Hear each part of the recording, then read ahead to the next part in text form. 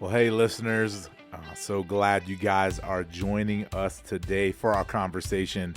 Obviously, this is not the voice of Nate. Nate is out hanging out this week with our students. They went to CIY out in California, so be praying for him and all the students here from Quad City as they just experience God in ways that forever changed them. So today, we've got some new guests, returning guests, but not common voices to the show. So we'll have Kellan, who's joining us, and then Corey Heward from our PV campus is joining us as well. As we talk through this past week's sermon, Glenn Elliott joined us here at Quad City and talked about greed as we just continued the conversation through the book of 1 Timothy. So, as always, if you haven't yet listened to this week's sermon, I would just encourage you to maybe hit pause here and look up in this podcast to find this week's sermon, because it'll probably help this conversation make a little bit more sense. Today we're just going to be honest and talk as young pastors and trying to figure out and navigate this conversation of greed. We think here at Quad City it's a really important one. It's one that we've been talking about. We really do believe that generosity is a discipleship issue. And so we hope you enjoy today's show. Without further ado, here we go.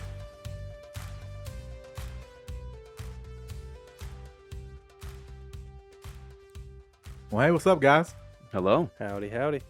So those two sultry voices you hear on our podcast this morning, or technically this afternoon, we have Corey Heward from our PV campus. He's been on the podcast I know a couple times.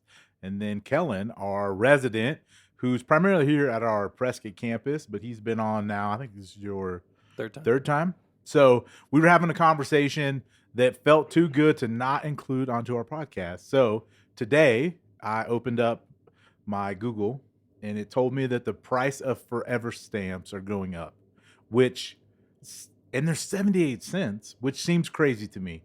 I remember buying forever stamps in the 50s, like 50 cents. So it's like 50 cents to mail a letter. 78 cents feels like a lot. It feels like a pretty big inflation point. So then we got to talking, and there's one of us in this room who thinks he's never bought stamps. Who do we think that is? So, first of all, this is Corey. Shout out to all my PV people listening right now. I can never remember purchasing stamps. That's crazy, man. I know we've sent, so we were talking about it. The things that we would have sent out would have been our wedding invites back in 2020 and the thank yous from that. Like other thank yous, it's people that I see often enough, so I would just hand them to them, bring them to the office or whatever. Sure. So, and I think Linda handled all of the sending it out. So I remember putting the stamps on our wedding invitations. Like that was my role of the thing, and to put the stamps on them. So many. I have done none of that. However, I did learn that there's a difference between save the dates and invitations. He just learned that today, actually, guys. So those of you listening, he's learning that with you. He just knew. Well, I should say I was told that there was a difference. There is. I didn't know what the difference was, and functionally, I don't think that there is a difference because the RSVP is on the save the date too. Oh. That's what I'm saying. That's interesting. I don't know, and this sounds like I'm criticizing my fiance and her mother. I kind of am. He's not, though. I'm not, though. I love them both very much. Yeah, very good. Goodness gracious. But I don't understand. I don't understand. Dude, that's like a big compliment to them that you haven't had to worry about it. I haven't. So that's huge. That's huge. Since I put the ring on her finger, I have had to worry about two things with the wedding. Nice. Who is in the bachelor party? Wedding party. Wedding party. Who is in the wedding party? I don't know any of these terms. Gracious. I don't know any of these terms. See what he's thinking about. Oh gosh. Who's the groomsman? There you go. The groomsman. That's the right word. And how Corey Heward is officiating your wedding. That's not even. Yes. Yep. Yeah. I'll find you something to do in the wedding. It'll be. I'm already getting sick. No, shoot. I'll have it ready. I've got the message ready. Oh, that's crazy. But. Yeah, so save the date typically, I didn't think had RSVPs on it. I honestly don't know. But it usually is, again, just a put this on your calendar. Most people who are getting them are not using them as invitations. They're not RSVPing. We've gotten like 8 to 10 so far.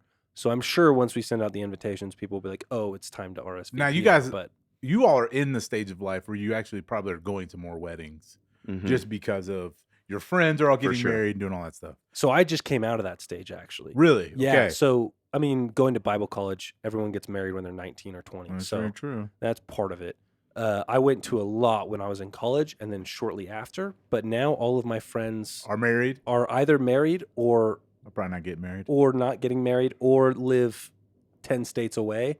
And I haven't talked to them in 3 years. So, like, Yeah. the likelihood of me going to their wedding is pretty low. Corey, Yeah. you've gone to a lot of For weddings. sure. So just about every year, our like trip, any time off that we take, is coordinated around a wedding. Flying because we have to fly back up to Minnesota. That's where Linda's from, and that's where I went to college, and so we are going back up there for a lot of weddings. Yeah, I know. Every time I'm like, man, this kid's got another wedding. I know. So, have you gone to a wedding where you made me think of this, Kellan? Yeah. You were sending out the RSVPs where you had to pick the meat choice you wanted, like steak or chicken. Have you gone to one of those? No. All of my friends were broke, so they were like, we're doing charcuterie. Like, they did it all as cheap as possible. They would do it at the church they went to, so it was free venue. Oh, yeah, I'll get you. Like, it was all the cheapest stuff possible. I haven't been to, like, a wedding. No, I'll take that back. I've been to one wedding that I felt like was a really fun, well-done wedding. Shout out to Nick and Ashley Sandberg. Funnest wedding I've been to. And really, frankly, the only wedding I really went to that I was like, I'm glad I went to that. Oh, fun. Corey? So my most recent one was So back nice, and it's the classy. least they could do for having a wedding in December in Minnesota. Ooh. So it was actually I was a part of the wedding. Okay. I was not a part of the bachelor party, Kellan, but a part of the wedding party. And Attaboy. I don't know what I'm talking about. I don't know. What I mean, I fine. went to the bachelor party, of course, but anyways, it was steak or I think fish. Oh, I'm picking. I don't know the second option. It was steak, is what I. Yeah, because if took, you but- see steak, Yep. Yeah, you can't take anything you're not going else. Yeah, I don't care what it is. It can be yeah. unless it's another kind of Unless- steak. Yeah. I'll tell you what, if Unless it's it's like- if it said sirloin or sea bass, I'm probably going to take the sea bass. But What? outside of that, Whoa. dude, don't get me started on sirloins, man. They're just not my thing. It's better than sea bass, though. I disagree with that. Sea but, bass is not that good. But I'll take a New York strip over anything. Oh yeah, I'm with you. Obviously, ribeye's the king of Well, them. Wow. But I wouldn't say it's the king. I'd say it's close. Good fatty content, good meat, you. good thick ribeye. Yeah. It's good meat. But the weirdest one we ever had was it was a wedding that I was a part of in Puerto Vallarta. Which, first off, if you are 21 and planning a wedding and you're going to have people in your wedding party that are also 21, destination weddings are a little bit tricky. They seems just like a bad don't idea. have much money. Seems like So, a bad idea. yeah. It's quite an investment. But anyways, I wasn't going to miss it. And so we went out there, and the way they did food, there was no option up front, but they staggered it. It would be filet on one seat, and then the next seat would be fish. And then it was filet, fish. Oh. They just that every other. And I'm that like, would anger wait, me. hold on. Why are we just I'm stealing. what's going on? I'm stealing and just shifting Yeah. them around. So Yeah. and like get- you're sitting next to your spouse. So I'm like, man, like we both wanted steak. Anyways. Oh, I'm taking the person next to me. He's not yeah. there yet. I'm Well, not- no, you're yeah. both sitting there, but No, I'm you like could still take it. I'm taking like the two. No, not my spouses. I'm taking the one that's sitting next to Diana. Yeah. I'm gonna go ahead and take that so we both get the steak. Yeah. There you go. Like I don't know, man. They just randomly put them down. I don't know Yeah. what happened. Yeah. Just- You both get the fish. I'd be so mad. I would be. I will say, man, we did an Indian wedding, like from India, like Hindu wedding. Dinah's best friend, my wife's best friend, was Indian growing up, so they did the traditional. Dude, it was like 7 days too. You do a long. Oh my gosh. You do the henna drawing. I mean, all the stuff. That's gonna be exhausting. But And the fun. wedding, it was like you just come and go. People were in the back talking. It's just very different culturally, right? Like not the quiet ceremony where that's not how it works, you know. Like literally there are people like on their phones having conversations in the back. I was like, that's interesting. Okay. Weird. Yeah. So we go, big wedding, and then it's like a 4-hour break, and you come back for the reception. And it was like buffet style Indian food. Like anything you could imagine. And I like Indian food. I Like love good Indian. Indian. Wife Yeah. hates it. She can't stand it. So, Same. but you don't like Indian food either? No. I Your love wife. it, but my wife can't stand That's it. so funny. She would spend a lot of time in India on a Yeah, mission man. trip. She And was sick of it. I think it's good. But anyways. I think it's great. So that it was, and I'm talking, you talk about it was a party. They threw it down. That was probably the funnest. Now I went to a couple others that I really, really enjoyed. But that was a really one. I remember the food being like, I see this would just, I want options. I like all the options of all the kind. Now it was just chicken because we don't get to eat steak there, but Yeah. we did eat a lot of chicken, but it was good chicken. So Well-made chicken. are you going to do like a meat choice? What are we doing here? No, I think we're gonna do. I think we're doing like Italian food. Oh, okay. It's a little cheaper, a little bit easier to take care of. We're still the question is still like, what caterer are we doing? That kind of stuff. I got you. We've talked to a couple people that are in the church that have very graciously been like, even if you don't go with us, we would love to talk about it, which Sweet. has been really cool. But Nice. yeah, it's fun, and I don't do any of that. Yeah, it feels right. Laura and Eloise handle that really, Yeah. really great. So I just sit back and Nice. people go, so when's the wedding? I'm like, November 7th. And then I think people know not to ask any further questions Most people do. because I don't know the answer to that. That's very true. Most people do. I know she has a dress. I haven't seen it. Oh, she already got the dress. Yeah, she got the dress. Wow, that's a She big got deal. the dress. Yeah, she's getting it fitted and sized up or Are whatever. you doing the traditional tux or are you doing a suit? Oh, I'm doing a suit because Okay. it good. comes from, I don't have an actual suit myself. And as a pastor, you kind of need a suit. Marry him and bury him. Exactly. So I'm doing a black and white suit. And Nice. just buying it and Yeah, keeping it for yeah. your. There you go. So we did tux, and there were so many tux rentals that it was from Men's Warehouse that I actually got a free suit for my Oh, that's awesome. wedding. Yeah. So there were so many guys in Okay. my wedding party. It was like, hey, you buy 6, get a free, There you go. 6 tux rentals, get a free suit. So How many guys did you have? I think 8 or 9. Jeez. It was quite a bit. We were Yeah. going to do 3. And then on the 4th of July, Eloise was like, should we do more? I think we should do more. And I was like, if we do more, like, we have to think about this. And she was like, no, I want to do more. Yeah. So then she was like, let's do 6, Hmm. which 6 is the next easiest one for me besides 3. Right. So I wasn't mad about that Yeah. at all. It just means that like a bachelor party will be weird if I even am able to pull off having Right. one, because half of my bachelor party Not lives in from here. lives in That's how Missouri. it goes, man. Half of them are here. So that's So- how we roll. Yeah. But back to our original thing. Corey's never bought a stamp. Kellan, have you bought a I stamp? need to put this out here though, because I understand how the younger generation is sometimes viewed by some of the older generations. And I know how to address a letter. Oh yeah, I don't. Before we start going, oh, I bet you can't even address a letter. You can't drive stick shift or address a letter. I know Do you how know to how- address a letter. Do you know how to dial a rotary phone? Yes, I obviously that's simple. Okay, That's- the stick. I was talking about this somebody the other day. Stick shift thing. You don't like most people learn to drive those like who grew up on farms. That's very Mhm. true. So like that, and that That's very even has true. gone away. I mean, unless you have massive farms, at least where I'm from, they're just like it's just Yeah. not worth it anymore. No, You it's have to not. have Mhm. so much land because the government's by. It's a long story, but that's where most people learn how to drive stick was driving tractors. So again, I don't even know if I don't they know how make. to. You don't know how to drive stick? No, I don't. I taught myself. I've talked about I- learning. I want to learn. Yeah. If anyone out there has a sweet old car that wants to teach me how to drive Dude, stick, Prescott would be tough. I All will these learn. hills. But that's the best place to learn. You learn on hills and then flat. it's It's true. great. My so, parents always drove one when I was a kid. so if there is an Okay, older yeah. gentleman with like a sick old car that's like, I want to teach this kid, this young. They're not guy. going to let you drive a No, nice they're not. vehicle. They're not. to drive. But I'm just it on. throwing it out They there. don't want you to burn their clutch up. That's but very That's true. fine. I'm throwing it So out there. I never doubted Corey. That no, I just need knew- it to be out there because I've heard You- that before. Do you even know how to address a letter? Yes. Yeah, and I he can sometimes read cursive. That's our running I joke. for in our- sure can read cursive. That's a running joke in it's a serious thing in our office. When you send something in cursive, there's half of them who can't read it. Anyways, I struggle. you've to get just through. never bought a stamp. Never went to the post Yeah, office. I don't think to I've buy ever it. bought one. But you've like bought postage because you probably send boxes and that kind of stuff. Yeah. Yeah, but you usually just print that up at Right. your, Wow. We used to have at our first church a postage thing. Oh yeah, baby. So you could just do your own letter. You'd weigh it and it'd spit the postage out. Oh, wow. That was a dangerous thing for a bunch of 20-year-olds. We were sending stuff to each other all over. Oh, it was not great. We just like, give me 5 things in your office desk. We just mailed it to each other. Like our buddy was on a residency, like in another state.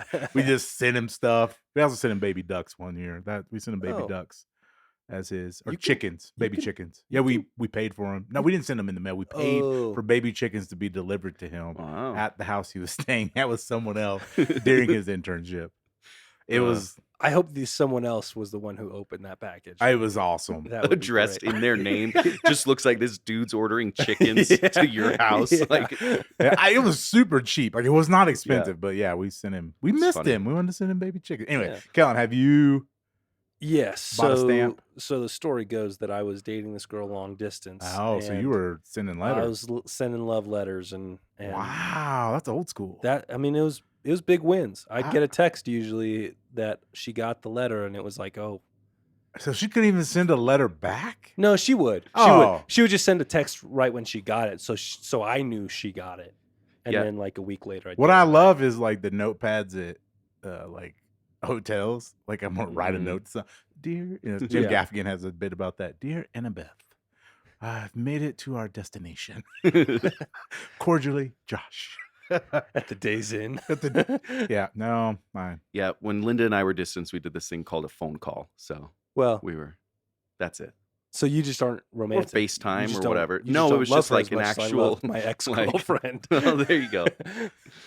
Letters. Yeah, we never did that. Yeah. That's nice though. It So was good. It was a cheesy romantic thing to do. And we talked all the time, but Right. it was I love it. So good. I don't send Eloise letters. I probably should. I probably should start doing that. You better now. especially Everybody's now that I heard you. talked Yeah, about you it. better do that. I buddy. gotta get some. Oh, you better step your game I up. gotta write a whole bunch and just keep them on the back burner and just. slowly But send them. anyhow, I know you guys who buy stamps regularly are like me, and we're really upset. So I grieve with you today as we watch the price go up yet again.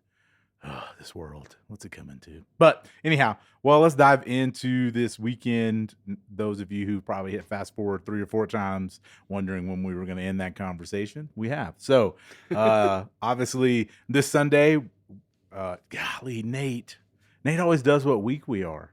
And I always am impressed. I sit in this other chair and go, Nate always remembers the week we're in. Is it 38? It would have been week 39. No, 39's next week, isn't it? Oh, yeah, you're Yeah, right. week 38. 38. So we were I in was week right. 38. Okay. We were in the 1 Timothy chapter 6. We had a guest teacher. Glenn Elliott was with us on Sunday. So, Corey, you're in PV. Tell us, your thoughts on the message. And yeah. Yeah, it was great to hear from him. It was, I mean, I say that like I know him. I don't know him, but it was great to hear the message that he has. First off, I'm glad that we didn't get the 4-minute version that he talked about. That is true. Yeah. Because I enjoyed all 35 minutes of Right. what it was really a helpful way that he framed this topic. I will say in PV, I heard so much feedback, just people either saying it to me or saying it to each other on Yeah. how much they appreciated it. So I think Glenn did awesome. I Yeah. think he'd be a great guy to have up again. Yeah, sometime. absolutely. Yeah, we enjoyed it. Yeah. Kellan, what were your thoughts? Yeah, I mean, it was the most encouraging sermon I've ever heard on greed. True. It was True. It was the most encouraging. I went out and I was like, I should give more. Okay. Yeah. He was just happy, Yeah. very smiley. Mhm. Yeah. Yeah. Yeah. I mean, and it's not like he didn't talk about what generosity looks like. He told stories Right. about selling his house and And a missionary. and a missionary and Mhm. like all that stuff and so it was, I think it was a really, at least personally, I felt like it was Yeah. really great for me to Mhm. hear. Super Yeah. convicting. That's awesome. So I got a couple questions that I'll ask off of it. But first, general thought. Yeah, I felt the same way. I thought, well, he says, we got a text today. Really excited to teach through it. But I know, not a lot of churches talk about it. And he said, we're talking about greed. And I was like, well, not here at Quad City, buddy. Yeah. This is what we talk it all the about. time. Yeah, and we talk about that all the time because the Bible talks about it all the Mhm. time. Like that's just the reality. is if you read through First Timothy and Second Timothy, he gives you warnings. I mean, there's just always these conversations. Ecclesiastes, Yeah, I did love some of the other verses he brought in. Just great For sure. perspective. Just again, verses that we all have been talking about, but yeah, really helpful. So I love that.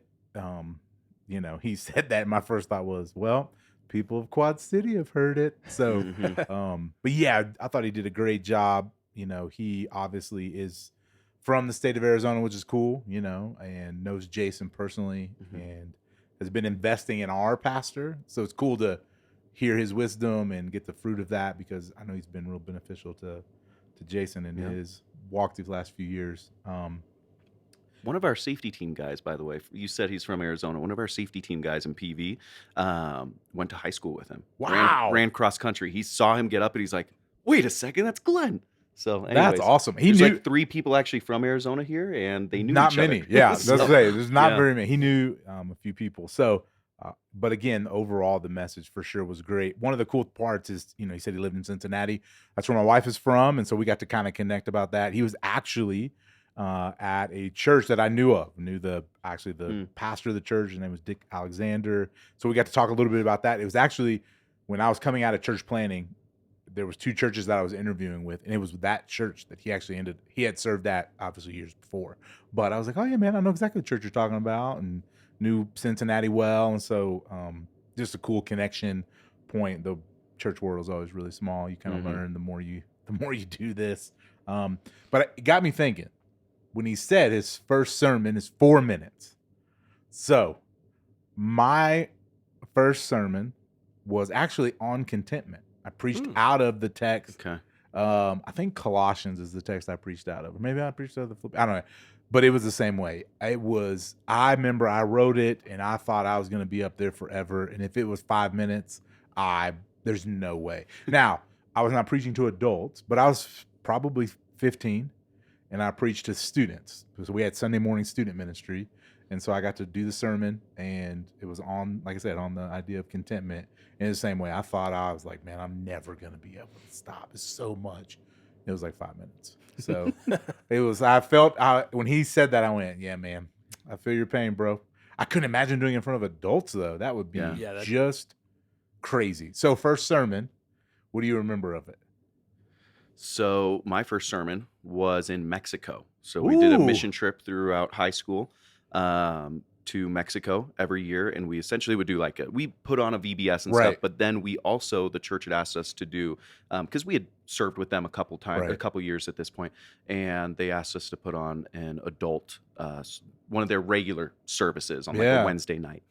And it's funny, Randy at the time, our youth pastor back when I was in high school here, he had been talking about, okay, who are we going to have to preach this? And I leaned over to a friend and I was like, kind of whispering, like, oh, that'd be kind of cool to do that.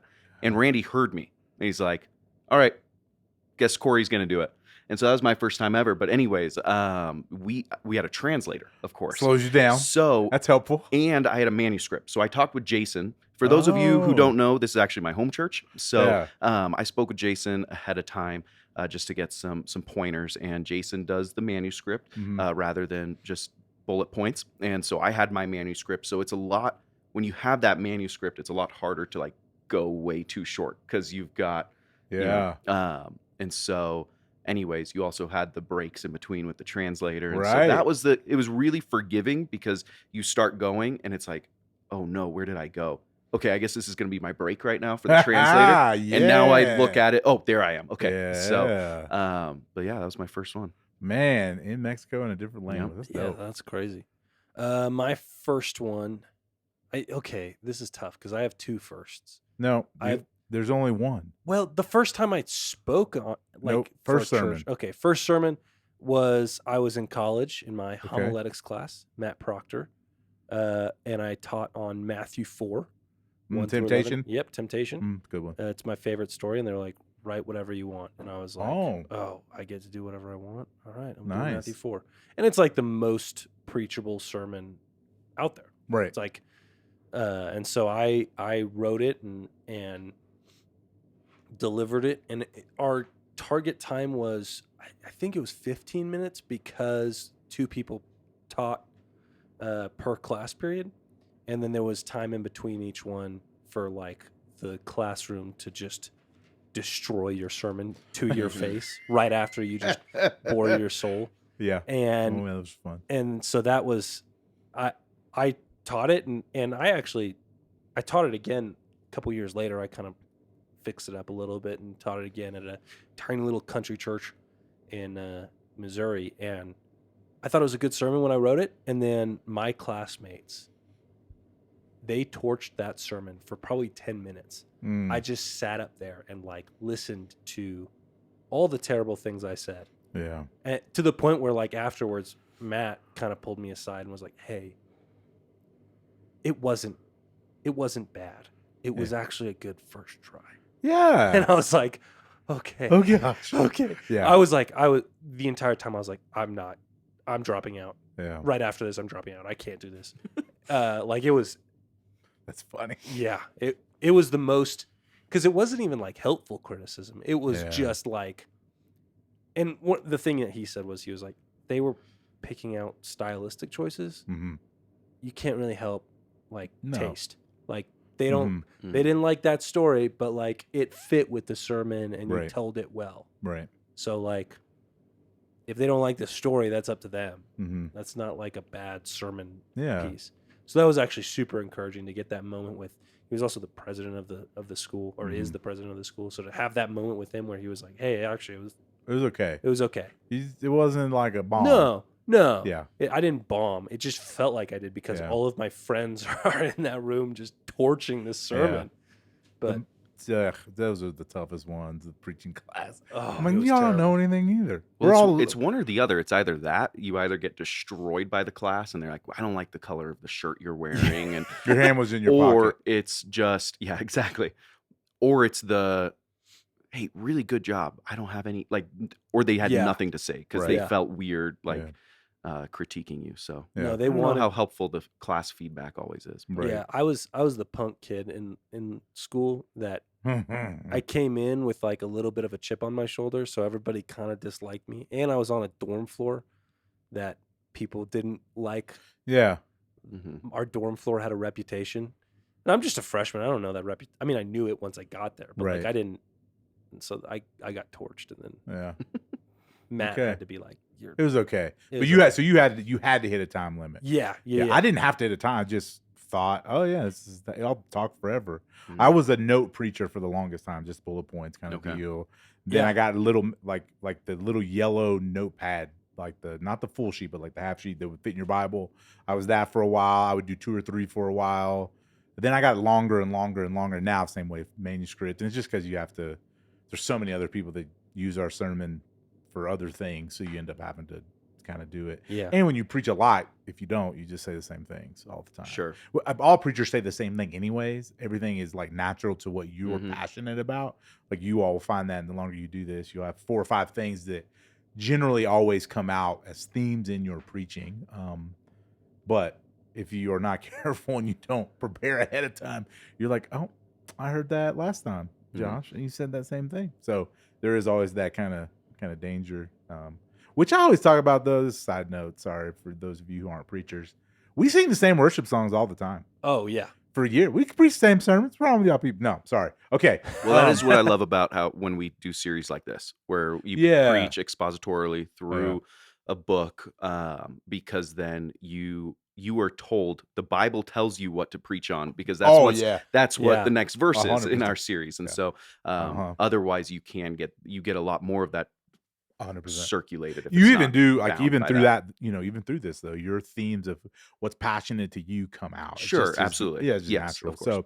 So, okay. So Glenn talked about one of the things in here was one of the verses that just jumped out to me as a pastor, was the end of verse 5. He was talking about the people in Ephesus who were false teachers. And we've been talking about it's how we kicked off the letter. They're false teachers, and they're talking about things that honestly aren't the biggest deal. They're the small things that they've elevated to be the big deal. But he reminded us and said, hey, in constant friction of people of corrupt mind who have been robbed of the truth and who think that godliness is a means of financial gain. So it got me thinking to how this is still so prevalent in unfortunately the church today. Mhm. Like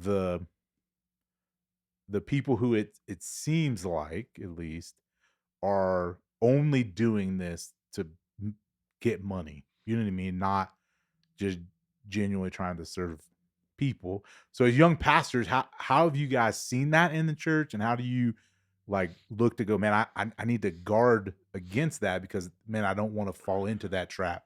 Because again, there is there's some, pastors who are flying around in Mhm. G4s, right? So, what does that look like for you guys? Yeah. I can start, Kellan. Yeah. I think so. The two biggest things, whenever, because we're all thinking of some, Oh we've yeah, I got got a about couple 12 in names on mind. Yeah, our head yeah, right yeah. now. And when I look at their character, when I look Mm, at where they've gone wrong, it's very clearly that they do not fear God. mm, You can, if you feared God, you would not try to use him for your own personal gain. If you mm, truly feared Mm. God, yeah. that's not happening. And they don't care about people. It's almost like the widow and the judge, how the judge is explained as he's somebody, it says that, he doesn't care what people think of him and he doesn't fear God. And Yeah. it's like that's almost like, not that that's a totally different parable for a Right. different purpose, but Right. the type of person that I see is like, you don't, Mm, because the only people that are going to buy into that, and there's a lot of people that do, and I'm not saying they're dumb or anything like that, but it's the people who are incredibly vulnerable yeah. and desperate. And so to look at desperate and vulnerable people and see them as a means to line your pockets, Mm, then you have no consideration for people and you surely don't fear God. And mm, so, um, I've never experienced it firsthand. right. And I think that if I was interested in doing that, then I definitely chose the wrong church to be a part of. Uh, But that's where it goes back, is that fear of God and that's good. constantly checking. And this is across the board. This is with trying to use people for Yeah, your absolutely. own personal gain or Mhm. not, Yeah, or use absolutely. God for your own personal gain or not. It's just constantly checking your fear of God, because that will Mm, keep you in line. mm, And I also just think half the people that are in our heads right now, I don't think they even believe in God. Just mm. as a state, like Mm. I don't think they even believe in God. Oh, Ooh. Anyways, ooh, baby. Yeah, Uh, yeah. yeah, for me, there's a couple things that popped into my head. Uh, the fear of God one was one, like that was like, well, if I'm talking to them, that would be probably my answer as well. It's like the wolf in sheep's clothing that mhm, doesn't respect that the shepherd is also right there that could take him out. The other thing that popped into my head is, as a resident, I don't think it's a secret that I don't make full time pastor money, and full time pastor money is not a lot. Mhm, And so like I'm already not making a lot of money. Um, but with that come certain benefits and privileges. I don't pay for my rent right now. mhm, Family in the church, shout out the Hallstroms, have been very gracious and given me a bedroom and a shower, and welcomed me into their home in really wonderful ways.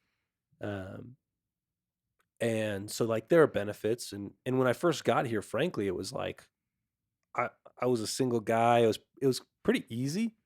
Um, which is, I say that with like the acknowledgement of like some pretty substantial privilege. My parents help a lot, and they kind of yeah. took some bills off my plate, and they've been really helpful. And then I got here, and I very quickly I met Eloise, my fiance, who we started dating, and all of a sudden the tithing seemed to stretch a little bit more, and I wasn't Mm, giving mm, quite as often as I was. Cause in my head, it's like, oh, I'm already paid so little. I don't have enough. I got to take her out on a date. I got to, whatever.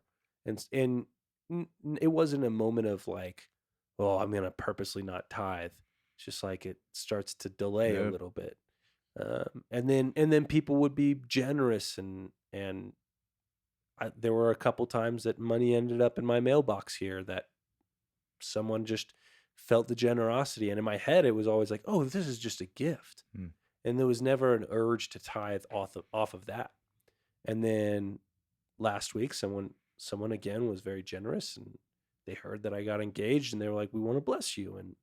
And they gave a, a certain amount of money. And, and at the time I was like, oh, this is great. And I told Eloise about it. And we were just like both in shock. We're like, oh, we're going to put that away. We're going to put that towards the honeymoon or whatever. And then Sunday, I listened to this sermon and I immediately, like, in between during the 11 o'clock service, I was sitting out on the couches and I was just thinking through listening to the sermon at the 9:30 service. And it was that moment of like, I got to tithe off of this. Yeah. I got to tithe off of this. Yeah. I don't want to, but I got to.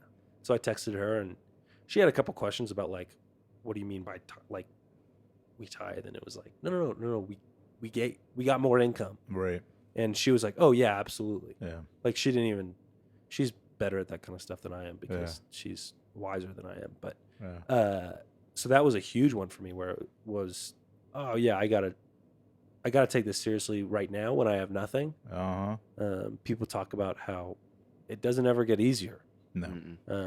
And so that was one of those big moments for me. This even just off of this sermon where I was like, dang it. Yeah, for sure. Now I gotta tithe more. I have to give more away, God. Yeah. Yeah, because, and again, to your point, greed is, and Jason said it too, is greed is nothing that we see in ourselves. No. We need someone else, the Holy Spirit or discipleship group or something to point out, Josh, I don't know if you actually, do you hear what your choice is? Do you see what you're doing? You don't really need the this or this, because he's right. Our world is overran with discontentment. Yeah. So how do you protect yourself against that? Because again, our world can make us chase after materialistic things and all this stuff. So like, how do you balance, for your own self, when you're coming across this kind of thing, you hear this kind of sermon, and read it in the text, what is some of the stuff that you guys just have found that's been helpful as you navigate just being a believer in the culture and climate in which we're in? Yeah, well, I think the discontentment piece that Glenn talked about is because greed is it's not something you can just measure necessarily. I wish that in 1 Timothy it gave hey, this is the number. This is the number of too much money. You become greedy if this is your net worth, and then adjusted by inflation 6.5% every year. But we don't have that. And so I think in order to keep myself in check, to Glenn's point of the discontentment, I feel like that's the best piece to do it, the best way to do it personally. Now, there should be people in my life, to your point, of discipleship groups, your spouse, whoever it might be, that can also be calling that out. But when I see myself being discontent with what I've got, or trying to find the next thing, that's going to make me happy, apparently. It always seems to be in a season where my spiritual disciplines are also that's lacking. good. That's because a good word. The more that I am investing in my relationship with God, the more natural it is just to be content in Him. And so, for me, just keeping an eye on it is trying to keep an eye, like when I find myself going, hey, if we just had this. Linda and I, we live with my parents right now. We're in the basement. We've got a great setup where we're at. But, the idea of, hey, when we get this house, or even just things around the house, like, hey, once we get this done, that'll be so much nicer for our living situation. And it's like, is it just because I think that'll be like a cool thing to have, or am I trying to find my contentment in that? Right. And so that's a good way for me to check. That's good. Yeah. I'm a little mad at you right now because spiritual disciplines was in my head, and then I was, and as you were talking, I was like, spiritual disciplines. You can go first. Next question. Yeah, you got to go first sometimes, man. So, yeah, I think it's the busyness of life that gets me the most. It's the, I start dating Eloise, and we're doing fun things, and we're enjoying life, and God is blessing me in that. And at the same time, I'm busy enough that maybe, I don't get enough sleep that night. And so then I don't do like you said, the spiritual disciplines. Like I don't read my Bible the next morning. And then, I don't have as much. One of the big ones for me, I'm very extroverted. I like being around people, but I know that silence and solitude is important for me. I need time to be alone, and I hate it. I hate it. I hate being alone, but I need time for me to be alone, out in nature, out somewhere by myself at a coffee shop. I need that for my soul. And like I was talking about, the greed starting to slip in this last time. I haven't done that in a while. And it's like, oh, that's something I need to get back into the rhythm of doing is getting away, whether it's like at Watson Lake or Wild Iris, like, Right. but getting away and spending time alone, reading the Word, studying the Word, listening to worship music. I don't love the new worship music, but the '90s worship music. We were talking about it Well, yesterday. it's all fine. It's not. Sing a new song. Come on. Come on now. Sing a new song, Kellan. But my point being, like, man, that time is what really does restore me. And when I do that, then the other spiritual disciplines, because I was actually thinking about it on my drive in this morning. I think tithing is kind of like a spiritual discipline as well. It's for sure a discipline. It's for sure a discipline. Yeah, generosity is It seems like It's a marker. it fits in with reading your word, fasting. Like Jesus assumes that we're going to be giving. He assumes that Right. we're going to be fasting. He assumes that we're going to be reading scripture. So I think when I do some of them, the other ones start to follow, even the ones I'm not naturally like gonna enjoy doing more. Right. Like I love reading the word. I like reading. I like reading. I don't like sitting in silence and solitude, not talking to anyone, not doing anything. I hate that. Even when I like read, I like to put myself around other people. And so I think when I do some of them, I do the others better as well. And it's kind of like the rising tide lifts all boats. Yep. That kind of a situation. Yeah, that's good. The last verse is some people eager for money. Well, it's got the first one, the misused, not misused, but widely used quote, for the love of money is a root, right? And I love that Glenn pointed out that a lot of people say for the love of money is the root of all evil, but it's not. It's just a root. But again, I think we would know that it is a very real thing. But the inverse for me as a pastor is so important to remember just for myself, but also it reminds me of the warning of Jesus, reminding me that some seed takes root and the finances of the world, it's parable of the sower, choke out people's faith. And that's what Paul says, right? Some people eager for money have wandered from the truth or from the faith and pierced themselves with many griefs. And so as you guys navigate the next 40 years of culture, right? Obviously things are going to shift and change, and greed probably is just going to increase, and material maybe not, but I'm sure it probably will, right? We look back and we see it's always been a thing for people. So, but again, people eager for money have wandered from the faith and pierced themselves with many griefs. So you guys have already had some of these pastoral conversations, I'm sure, but looking ahead, like what are some of the things that you would do to encourage people who are listening now, but also, hey, all right, if I'm going to be having these conversations, what are some of the things that I'm going to be telling people to help point this stuff out, to help redirect them? Again, obviously spiritual disciplines is a great one, but what other kinds of things? Because this is real. Like some people, and I think Paul had in mind who these people were. I think he probably knew in the church of Ephesus. Like, so have you seen that? Have you seen people, man, maybe I know that have wandered away from this? Or, hey, have you been able to have conversations, what did you say, to maybe help people go, hey, do you realize what you're doing? So what do you got? Yeah. I think my first gut instinct is like, I think if you read the Bible, it talks about greed and money constantly. Yeah. I mean, Glenn pulled up some of those verses, but Right. all throughout the Gospels, Jesus seems to have a lot to say about it. Absolutely. I think that'd be my first go-to is like, hey, what are you reading? Yeah. What are you reading about this? Right. I think I like when people tell me, hey, you're doing something wrong, you need to change that. Yeah. I don't think everybody does. No. I think I'm for sure everybody does it. yeah. 25 years being here, I'm in ministry. I'm positive, Kellan. I think a lot of people like to come to their own conclusions. And I Right. think the way that you do that is by asking questions, Right. asking them questions. So, Right. so you seem to think that giving is not a priority. Right. And then usually someone will go, no, I think it is. It's like, okay, what's the benchmark that you're aiming for? Yeah. And then sometimes they come up. I've had this conversation with a good friend of mine, and I asked that question. It seems like it's not a priority to you, and they said, "Well, no, it is." Mm. I said, "Okay, so what's the benchmark you're aiming for?" Mm. And they said, 10%. I said, "Okay, 10% net or gross?" Oh yeah. Yeah.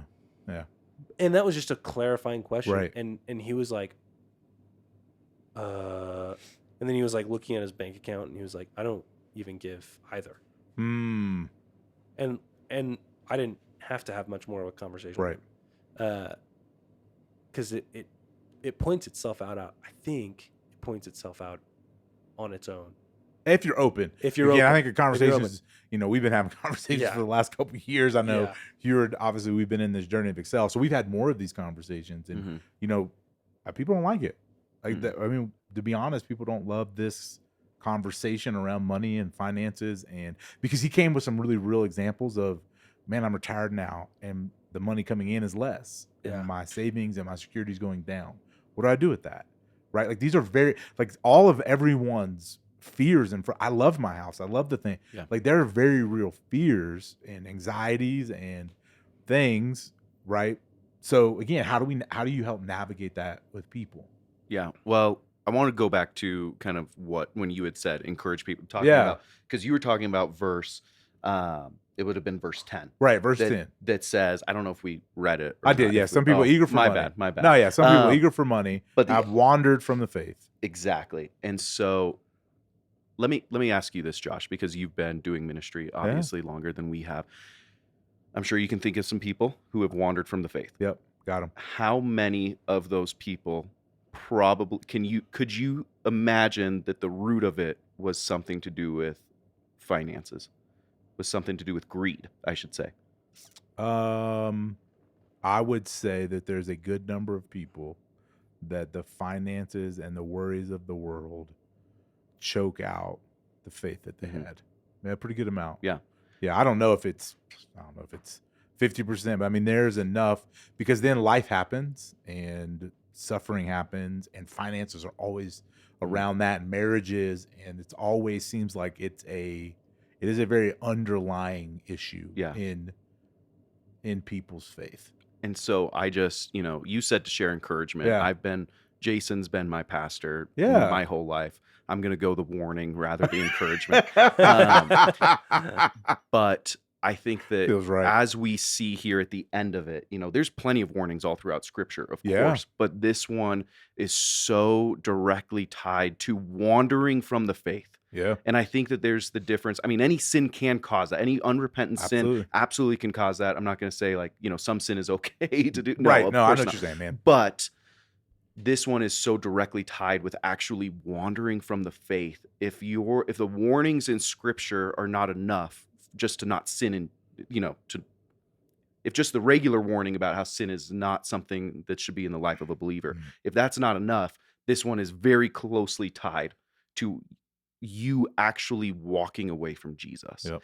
And I think that it's a massive, that's why I asked you the question I did. I think it's a massive reason behind people's stories when they do walk away from Jesus. Yeah. And I guess I would just, it goes back to Matthew 6:24 that Glenn shared, that you cannot, that was a funny little bit he had in there, but it's so true. So you cannot serve that. And so if you believe what Matthew says, right, it's just, we have to make sure that our hearts are aligned in the right spot, because it will cause to wandering. Yeah. Not just sinning, walking away, throwing in the towel. And so I love that. I love, again, when I listened to Glenn, it was just, again, missionary, so I know what that means. He's talking about selling his thing and what he get.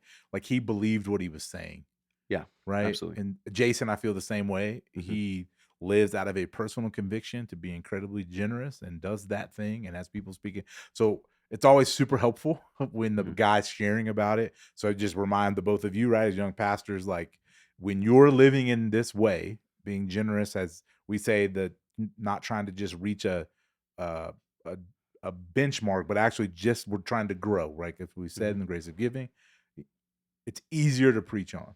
Mhm. It's easier to preach with conviction when your life matches that kind of thing of Jesus, right? It's easier to call people out, and because that's what happens is, he is right. Not a lot of churches talk about it. Mhm. And we, because our culture is weird about it. And so it is a danger.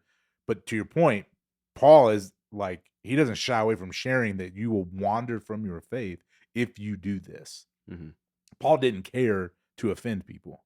So there is these things we have to warn people, but just as young pastors, because that's what he's writing to. He's writing to young Timothy, who's going to stand up to the people. And I love how Glenn said it wasn't even the rich people in the church. He's going to talk to them in 2 weeks. Well, we'll get to that. This was just the normal folks who all of us are trying to get rich quick. Like the cultures I've always lived in, especially working in poverty, there's always the get rich quick stuff. That's why I don't love the lottery. It's why I don't do scratch offs, because that is the prey. All the Hmm. auto loans. It's like, how can I make a quick buck? Mm. Right? Like I hate all of that, and it's because it's trapped in Hmm. evil. Like when you drive through, impoverished towns, you see payday loan places. That's all there is. They're trying to take advantage and scam people. And so for me, Hmm. it is this like thing in me that's like, man, earn an honest living and God will take care of you, and be content with this, and this, Mhm. right? And there's something to the farmer mentality of that, right? Just the rural life of these Hmm. things. But I think about this, and we have these moral principles that come from a country that tried to follow and do what God would call us to do. That's one of the ones that I always look at. And I always am looking at the get rich quick schemes of life. And it's like, man, that's what the Bible says, don't do that. Mhm. Because it does. It chases you down evil and you take advantage of people. And so I always try when I'm talking with people to be like, hey, what is the thing? Can you be, like he said, content with just these things? Mhm. I read a book a long time ago, Jesus plus nothing equals everything. Hmm. And if you get it wrong, if you add anything else, could you be content if you just had Jesus and nothing else? And I think a lot of times what happens is Jesus strips things away to find out if that's really true. Yeah. And, people get to that place, and that's when I see them walk away because they go, nah, it's not worth it. Mhm. It's just too hard. Actually, I need these other things to make me super content. And that's a hard place to be. And again, I think his question was so true. Like, what do you do with the Hebrews? Like, just looking at it, the love of money, but it's rooted in the because God will never leave me, and that's easy to say in moments when life is good. It's really hard to say in moments when you're struggling For and sure. your family can't do things, and you struggle with, what do I want, what do I need. Hmm. And so this is a very important conversation. So hopefully you guys who are listening or having this conversation with your husband and wife, Diana and I had some real conversations just around our family and what this looks like and how we can keep trying to be more generous and be those kinds of people. And so hopefully everybody left Sunday, to your point, actually going, all Mhm. right, how do I do this? Not feeling conviction. That's great, but how do we change some Hmm. some habits? So any last thoughts? No, I just loved I jotted it down. I jotted it down as he said it yesterday. But when he said, "You and I are bombarded with the propaganda of anti-contentment, Hmm. and it's straight from hell," Mm, and Yeah. just um, mm, we need to be diligent. That is an attack that Satan uses against us to try to cause us to fall into that. And if we are finding our contentment in things of this world, then what happens to us when it gets stripped away? Kind of to the mm, point you were making earlier. like Jesus strips that away sometimes. Oh, he does. You know, and then what are you left with? If your contentment's not found in that and it gets stripped away, you're going to be all right because your Yeah. contentment's already in Jesus. Yeah. But if your contentment is not, and that gets stripped away, when it does, it's like, oh, It does. where are you going now? It reveals Let's- some nastiness in Yeah. you. Yeah, so for sure. even preparing now Yeah. for that. And I think the Holy, So- to his point, the Holy Spirit, I think, does those things. Mhm. He said 2 years before they were going to move it all, they downsized and sold all the stuff off, and then it's not as hard. But God had been doing the work in him, you know, Mm. and it's trusting in that, it's believing that God is trying to go before us and prepare us for the next thing He may be calling us to. And sometimes those stripping aways are for, you know, healthy things. Yeah. We just don't like that. Nobody ever likes that in the moment, you For know? sure. And so Absolutely. that was a good quote. What about you, Kellan? Anything? Last words? Sorry about that. I think my last words or whatever, I just think a lot about my own life and my own story, and the conviction that I have is that I never really think about greed. Hmm. And I don't. I mean, Yeah. we've talked about it all day now, but Right. it's something that I know I have to have. It's not like a tertiary issue of Right. being a Christian. It's not a secondary or third degree Right. part of being a Christian. Generosity is fighting greed, Yep. and generosity has to be a part of, like, an integral part of my relationship with Jesus. Because if it's not, if tithing, if even the simple moments of, hey, let me take you out to lunch, and pay for it on my own dime, like that, I think I have to have that in my life as a main part of my faith. That was the thing I was thinking about last night as I was laying down. I was like, this is coming up a lot. Hmm. And it feels like I don't think about it a lot. Hmm. Feels like I view it as like oh yeah, generosity.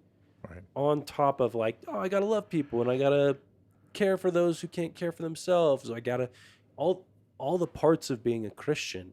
Generosity and fighting greed has to be a main part of that. That's what we've been saying for our It First has- Corinthians verse or Second Corinthians 7. It I think has that's what it to is. be- it has to Faith be the main part. and speech and love and knowledge and see to it also that you Mhm. grow in the grace of Yeah. giving, that you grow in Yeah.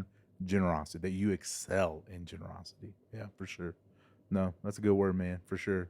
Yeah. That is it is a very important thing. You know, one of the things last thing for me was I was remembering one of Jason's sermons when we were in Transformed, and he talked about the company that greed keeps. You know, he went through all those verses just going, hey, this is greed shows up in all of these other places with all the, and it's what it was, the company that greed keeps.